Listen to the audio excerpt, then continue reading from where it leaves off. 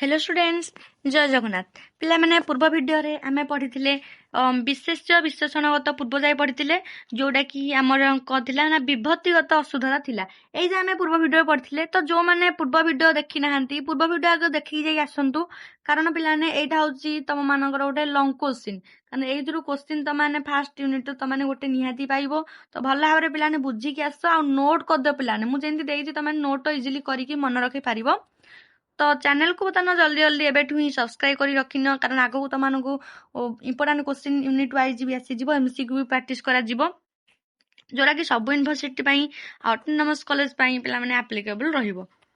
तो देखो बता देखिए आमे विशेष्य विशेषणगत अशुद्धता आ पिला ने पीडीएफ को पाइया पई टेलीग्राम चैनल ले जॉइन हे जानतु। देखो वाक्य विशेष्य अनुजाई विशेषण सठिक प्रयोग नहेले जो त्रुटि हुए ताहाकू विशेष विशेषणगत अशुद्धता कहुए माने पिला माने विशेष्य अनुजाई विशेषण जदि ठीक न हुए ताले विशेष विशेषणगत अशुद्धता ताकू कहिबा। तो देखो यह गोटे सुंदरी फूल पिला ने यह हबो कि यह गोटे सुंदर फूल हबो से जने भल झीटीए कौन हम आमर से लगे आम लगे से अनुसार लगे से जने भल झी विशेष अनुसार विशेषण ठीक थिबा दरकार से जने सुंदर पुओटीए से जने सुंदर पुओ से पुओ यह गोटे मिठा आंब गुड़िक एगुड़िक मिठा आंब तो ये आमर कौन हम एगुड़िक मिठा आंब तो आंब गुड़िक हबनी यह गोटे मिठा आंब गुड़िक हबनी यह गोटे मिठा आंब हम यह गोटे बड़ घर गुड़िक केते हम कि पिलाने तो यह घर गुड़िक मिठ हबनी एगुड़िक बड़ घर तो बुझीपारे तुम केमिति होउची विशेष विशेषणगत अशुद्धता ना विशेष अनुसार विशेषण सठिक प्रयोग दरकार जेमिति यह गोटे सुंदरी फूल यह अनुसार सुंदर फूल हम पिला बुझी पाइले। तापरे समार्थ बोधक शब्द शुद्धि समार्थक शब्द जो शब्द गुड़िक अर्थ समान किंबा प्राय समान से गुड़िक समार्थ बोधक शब्द कहुए समार्थ ना तो जानथिबो समान अर्थ यही शब्द गुड़िक सठिक प्रयोग को समार्थ बोधक शब्द शुद्धि कहुए।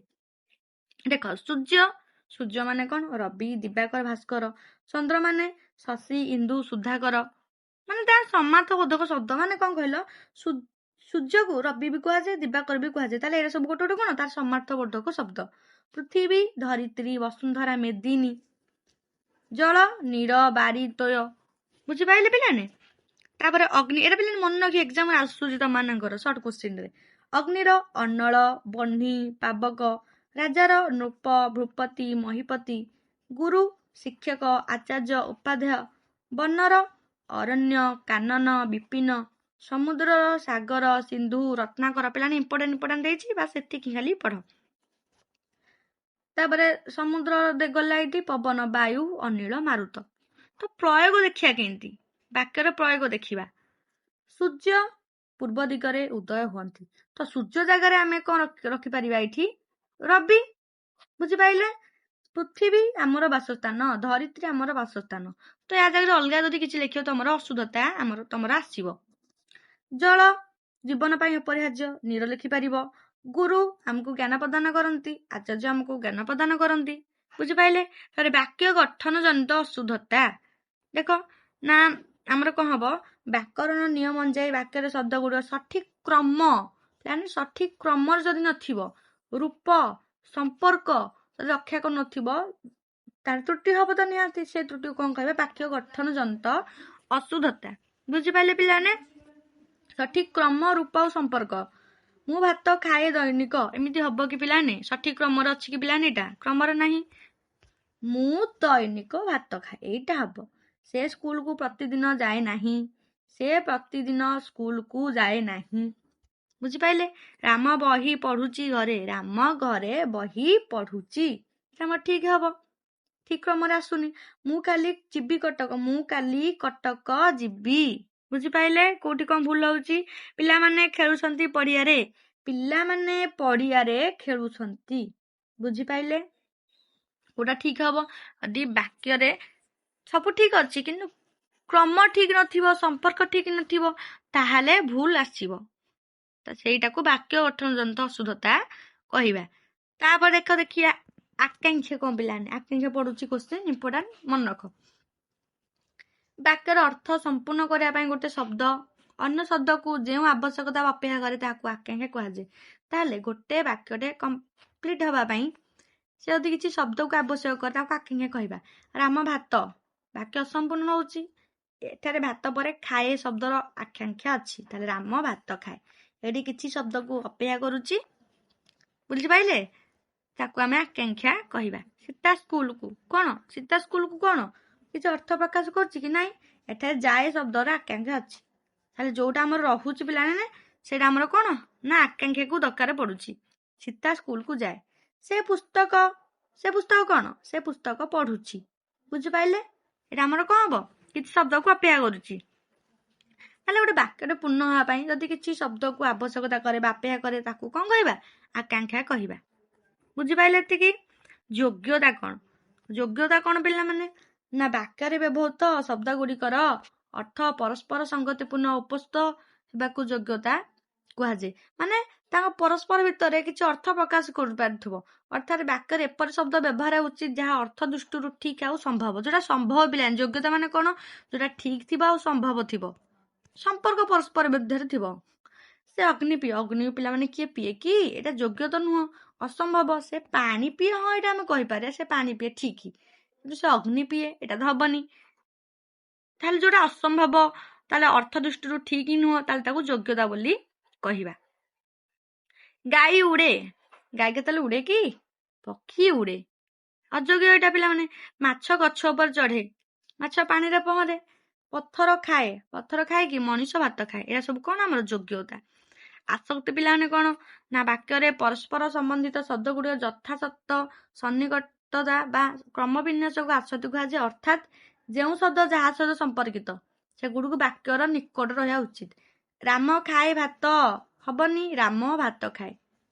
ସେଟା କଣ କରିଛି? ଯାହା ସହିତ ସମ୍ପର୍କିତ ତାକୁ ବାକ୍ୟର ନିକଟ ରଖିବା ଉଚିତ। ଫାଷ୍ଟ ରାମ ପାଖରେ ଆମେ ରାମ ଠାରୁ ଭାତ ଦୂରରେ ଅଛି, ତ ରାମ ଭାତ ସମ୍ପର୍କ ତାର, ତ ରାମ ପାଖରେ ଭାତକୁ ରଖିବା ଉଚିତ। ସୀତା ପଢୁଛି ବହି, ସୀତା ସହ କାହାର ସମ୍ପର୍କ ଅଛି?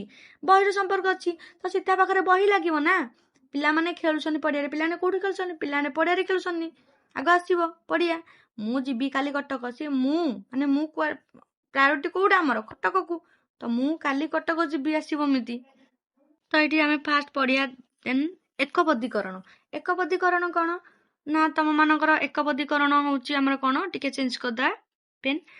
ଏକାଧିକ ଶବ୍ଦରେ ପ୍ରକାଶ ପାଉଥିବା ଭାବକୁ ଗୋଟେ ଶବ୍ଦରେ ପ୍ରକାଶ କରିବାକୁ ଏକପଦୀକରଣ କୁହାଯାଏ।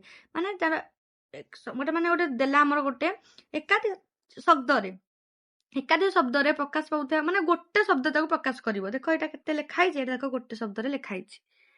ଅନେକ ପଦ ଥିବ ତାକୁ ଏକପଦ କରିବ, ତାକୁ କହିବା ଏକପଦୀକରଣ। ଯିଏ ଉପକାର କରେ ଉପକାରୀ, ଯିଏ ସତ୍ୟ କହେ ସତ୍ୟବାଦୀ, ଯିଏ ବିଦ୍ୟା ଅର୍ଜନ କରେ ବିଦ୍ୟାର୍ଥୀ, ଯିଏ ଦେଶକୁ ଭଲ ପାଏ ଦେଶପ୍ରେମୀ। ତମିତି ତମାନଙ୍କର କୋଶ୍ଚିନ୍ କିଛି ପକେଇବ। ଯିଏ ଦେଶକୁ ଭଲ ପାଏ ତାକୁ କଣ କହିବା? ଦେଶପ୍ରେମୀ। ଯିଏ ଦାନ କରେ ତାକୁ ଦାତା କହିବା। ଯିଏ ଗୀତ ଗାଏ ତାକୁ ଗାୟକ ବା ଗାୟିକା କହିବା। ପୁଅ ହେଲେ ଗାୟକ, ଝିଅ ହେଲେ ଗାୟିକା। ତାପରେ ଯିଏ ଶିକ୍ଷା ଦିଏ ଶିକ୍ଷକ ବା ଶିକ୍ଷୟତ୍ରୀ। ଯିଏ ଲେଖେ ଲେଖକ ବା ଲେଖିକା ହବ। ଯିଏ କବିତା ରଚନା କଲେ କବି ବା କବିୟତ୍ରୀ। ଏତିକି ବୁଝିପାରିଲେ? ଯିଏ ଅଭିନୟ କରେ ତାକୁ କଣ କହିବା? ଅଭିନେତା ବା ଅଭିନେତ୍ରୀ। ଏଇଟା ଗଲା ଏକପଦୀକରଣ। ଏକପଦୀକରଣ ଜାଣିପାରିଲେ? ମାନେ ଅନେକ ପଦ ଦେଇଥିବ ତାକୁ ଗୋଟେ ପଦରେ ଆମେ ପ୍ରକାଶ କରିବା, ସେଟା ଗଲା ଆମର କଣ ନା ଏକପଦୀକରଣ। ବୁଝିପାରିଲେ ଏତିକି ପିଲାମାନେ? ତାପରେ ସମଚାରିତ ଶବ୍ଦ ପଢିବା। ଯେଉଁ ଶବ୍ଦ ଗୁଡିକରେ ଉଚ୍ଚାରଣ ସମାନ କିନ୍ତୁ ବନାନ ଅର୍ଥ ଭିନ୍ନ ସେଗୁଡୁ ସମଚାରିତ ଶବ୍ଦ କୁହାଯିବ। ଯେମିତି ତମେ ମାନେ ଦେଖିଥିବ ମାନେ ଉଚ୍ଚାରଣ ଏକା ହଉଥିବ କିନ୍ତୁ ଅର୍ଥ ଭିନ୍ନ ତାର, ତ ସେଇଟା ଯୋଉଠି ଆସିଲେ ତମାନଙ୍କର ବାକ୍ୟ ଅଶୁଦ୍ଧି ହବ। ଦେଖ କର ମାନେ ହାତ, କର ହର, ଯେମିତି ଆମର ହର ମାନେ ଶିବ, ଏକା ଶୁଭୁଛି କର ହର, କିନ୍ତୁ ଅର୍ଥ ତାର ଅଲଗା। କୂଳ ଦେଖ ହସ ଏଇଠି ଦେଇଛି, ତାପରେ ଦୀର୍ଘ ଗୋଟେ ଦେଇଛି, ବୁଝିପାରୁଥିବ। ଗୋଟେ କୂଳ ମାନେ ନଦୀ କୂଳ, ଆଉ ଗୋଟେ କୂଳ ମାନେ ବଂଶ। ଅଂଶ ଦେଖ ଏକା ଶୁଭୁଛି କିନ୍ତୁ ଅର୍ଥ ଅଲଗା। ଭାଗ, ଅଂଶ ମାନେ ଭାଗ, ତାପରେ ଅଂଶ ମାନେ କାନ୍ଧ। ତ ଏଗୁଡିକୁ ସମଚାରିତ ଶବ୍ଦ କହିବା। ଯେମିତି ବାର ମାନେ ଗୋଟେ ହଉଛି ଥର, ବାର ମାନେ ହଉଛି ଦ୍ୱାର। କେତେକ ପ୍ରସଙ୍ଗରେ ନୀତି ମାନେ ଏଇ ନୀତି ମାନେ ନିୟମ, ଏଇ ନୀତି ମାନେ ସର୍ବଦା। ବୁଝିପାରୁଥିବ। ତ ସେଥିପାଇଁ ଯୋଉଟା ଦଉଛି ତ ଏତିକି ତମମାନଙ୍କର ଇମ୍ପୋର୍ଟାଣ୍ଟ। ଏତିକି ବାସ୍ ଖାଲି ତମେ ଦେଖିଦିଅ, ଆଉ କିଛି ଦେଖିବା ଦରକାର ନାହିଁ। ତାପରେ ଦେଖିବା ବିପରୀତାର୍ଥ ବୋଧକ ଶବ୍ଦ। ପରସ୍ପର ବିପରୀତ ଅର୍ଥ ପ୍ରକାଶ କରୁଥିବା ଦୁଇଟି ଶବ୍ଦକୁ ବିପରୀତାର୍ଥ ବୋଧକ ଶବ୍ଦ କହିବା। ତ ଏଟା ଖାଲି ମନେ ରଖିବ ପିଲାମାନେ, ଦିନ ରାତି, ସୁଖ ଦୁଃଖ, ତାପରେ ଭଲ ମନ୍ଦ, ଆଲୋକ ଅନ୍ଧକାର, ଜନ୍ମର ମୃତ୍ୟୁ, ଉଚ୍ଚ ନିଚ, ସତ୍ୟ ମିଥ୍ୟା, ଲାଭ କ୍ଷତି, ନିକଟ ଦୂର। ତାପରେ ତମମାନଙ୍କୁ ଦେଇଛି ନୂଆ ପୁରୁଣା, ଧନୀ ଗରିବ, ବନ୍ଧୁ ଶତ୍ରୁ, ଆରମ୍ଭ ଶେଷ, ବିଜୟ ପରାଜୟ, ସ୍ୱର୍ଗ ନର୍କ। ତ ଇଜି ପିଲାମାନେ ତମେ ଏଇ ଜିନିଷଟା ଜାଣିଥିବ। ଆଉ ପିଲାମାନେ ଅଧିକ ଅଧିକ ପଢିବା ଦରକାର। ମୁଁ ବୁକ୍ PDF ବି ଦେଇଦେବି, କାରଣ ଯୋଉଟା ଇମ୍ପୋର୍ଟାଣ୍ଟ ସେଟା ମୁଁ ତମକୁ ପ୍ରୋଭାଇଡ କରୁଛି। ପିଲାମାନେ ଏଇଟା ତମମାନଙ୍କର ଯୋଉ କ ଖ ଗ ତିନିଟା ତମର ଦେଇଥିଲା ୟୁନିଟ୍ 1 ର, କ ଟା ମୁଁ କଭର କରିଦେଲି, ଯୋଉଟା କି ତମର ଶବ୍ଦ ଗଠନର ଯୋଉ ଥିଲା ତମମାନଙ୍କର ଶୁଦ୍ଧତା, ତ ସେଇଟା ମୁଁ ଭଲ ଭାବରେ କଭର କରିଦେଲି। ଦେନ୍ ଆମେ ରୁଢି ଉପରେ ପଢିବା ମାନେ ନେକ୍ସଟ କ୍ଲାସରେ। ତ ଫାର୍ଷ୍ଟ କ୍ଲାସର ପିଲାମାନେ ଆଶା କରୁଛି ତମମାନେ ଭଲ ଭାବରେ ବୁଝିପାରୁଥିବ ଇଜିଲି। ଆଉ ନୋଟ୍ ପିଲାମାନେ କରୁଥିବ, ନୋଟ୍ କରି ପଢ, କିଛି ବି ଡାଉଟ୍ ରହିବନି। ଯାହା ଡାଉଟ୍ ରହୁଛି ତମେ କମେଣ୍ଟ ସେକ୍ସନରେ ପଚାରି ପାରିବ। ଆଉ ଟେଲିଗ୍ରାମ ଚ୍ୟାନେଲ ପିଲା ନିହାତି ଜଏନ୍ ହେଇଯିବେ। ଚ୍ୟାନେଲକୁ ଜଲ୍ଦି ଜଲ୍ଦି ସେୟାର ଆଉ ସବସ୍କ୍ରାଇବ କରି ନିଅନ୍ତୁ।